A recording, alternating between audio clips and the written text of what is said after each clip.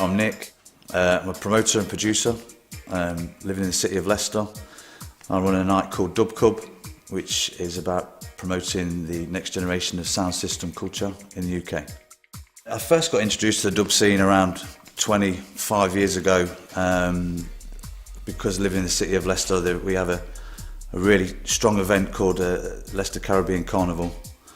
So guys from school used to go down, and we'd every Saturday, on the Saturday, the first Saturday of August, we'd hit the streets of Leicester just to see the floats going by and experience the feeling of the sound system travelling past on the floats. Shop windows were shaking, all this kind of thing.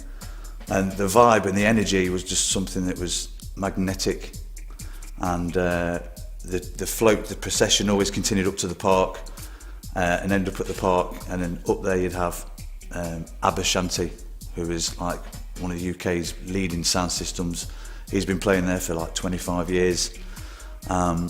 So you have a mass gathering of all nations, all walks of life coming to skank out and dance to some heavy dub. And this is what brought me into it. My first experience of a real sort of underground dub event was I used to DJ with a guy called DJ Steve, and his protege was a guy called Zircon, a local Leicester legend in the music scene, and he brought me along to a blues club in the centre of Highfields. And if you don't know what a blues club is, there's many different ones going on around in more situated in terraced houses in Highfields areas. And you'd walk in, the house would be stripped out, there'd just be like a shelf down one side of the room with like about a 4-inch shelf just to put your drinks on. At the end you'd have the kitchen with a stair gate at the door, at the stairway, at the doorway, and my man's selling red stripe and fresh fried dumplings from the kitchen. And this is a Saturday night, 3 o'clock in the morning, in some house in Highfields. And my man Zircon's playing on the decks, some serious roots vibes playing. I'm the only white kid in there, and I've never felt more welcome.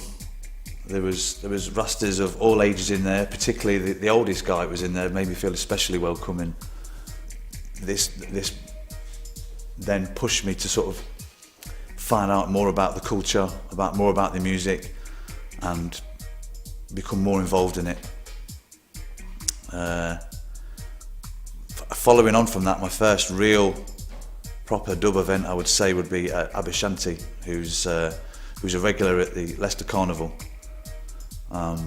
He was playing at the African Caribbean Centre, and if I'm honest, I was a little bit unsure about my first gig, because what I was meant to believe was that this was a predominantly black music.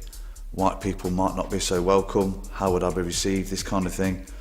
And I couldn't have been more wrong. There was a mixture of all walks of life in there, and everyone was just there, just taking in the music, sharing the vibes, and enjoying each other's presence.